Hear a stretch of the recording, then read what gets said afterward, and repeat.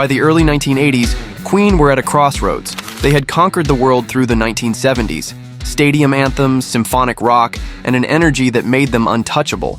But with fame came friction. The bigger they got, the more their unity began to fracture. And in 1982, during the making of their most divisive album, Brian May, the band's guitarist and one of its core songwriters, found himself fighting not the industry, not the press, but his own band.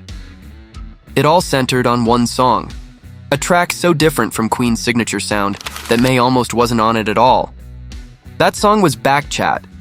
The tension began during the recording of Hot Space, an album that nearly tore Queen apart. After years of dominating rock with songs like We Will Rock You and Tie Your Mother Down, the band was shifting toward funk, disco, and R&B.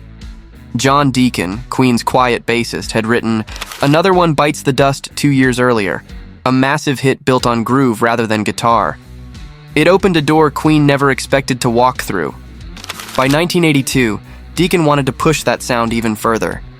His new song, Backchat, was pure funk.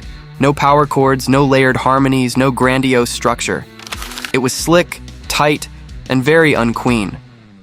Brian May didn't see himself in it. He tried to contribute a guitar part, but Deacon wasn't interested. He wanted the song to stay clean, smooth, rhythm-driven. It was a battle of worlds, analog guitar versus digital bass. John was determined to make it his way, May recalled. He wanted to move beyond what we'd done before, and I understood that. But it was frustrating. I didn't have much room on that song. That was putting it mildly.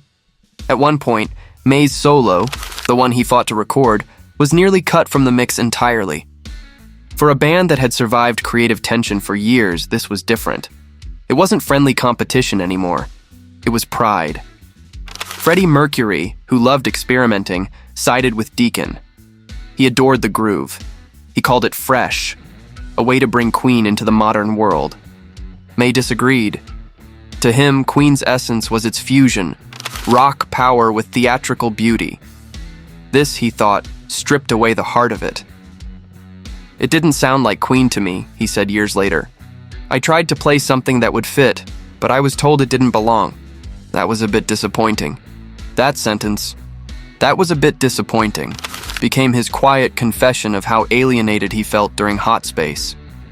He wasn't angry. He was disheartened. For a band that had always worked as a democracy, Backchat felt like a fracture line, the sound of members pulling in opposite directions.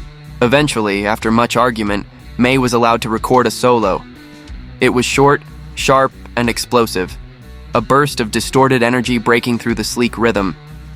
He recorded it with his legendary red special guitar, forcing the track to acknowledge Queen's rock DNA, even for just a few seconds. When the mix was finished, however, Deacon wasn't pleased. He wanted the guitar buried, subtle, secondary. May's fiery tone didn't fit his vision of minimalism. In the end, a compromise was struck.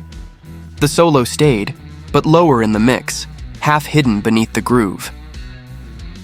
It felt strange, May admitted. Usually we'd build around each other's ideas. But on that album, we were building around separation. The finished version of Backchat became one of the most divisive tracks in Queen's catalog. It was rhythmically brilliant, but emotionally cold. When Hot Space was released in 1982, the reaction was brutal. Fans were shocked. Critics mocked Queen for abandoning rock in favor of disco and dance music. In America, sales dropped. Even the band's live shows suffered.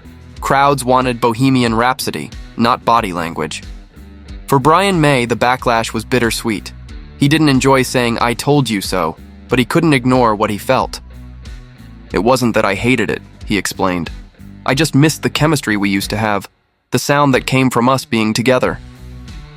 Deacon, for his part, stood by his vision. He believed Hot Space was bold, not misguided, a necessary experiment. And Freddie, ever the chameleon, enjoyed the challenge. But May's disappointment lingered. He later described that period as the most fractured time in Queen's career.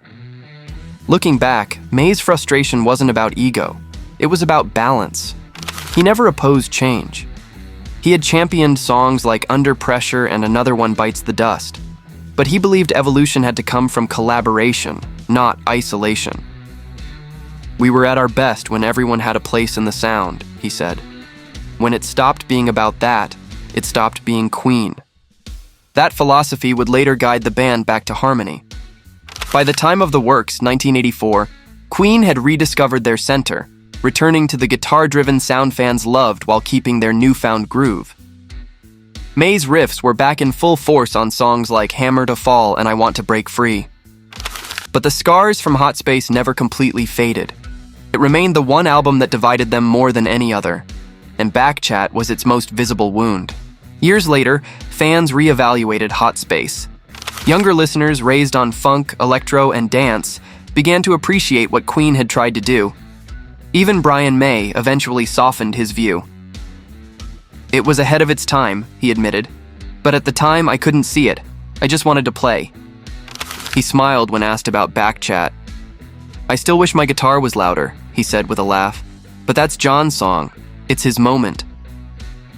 For a band built on collaboration, Backchat was the rare track where that unity cracked, where compromise felt like loss. It was proof that even in greatness, creation comes with conflict, and that sometimes being part of a band means fighting not to dominate, but simply to belong.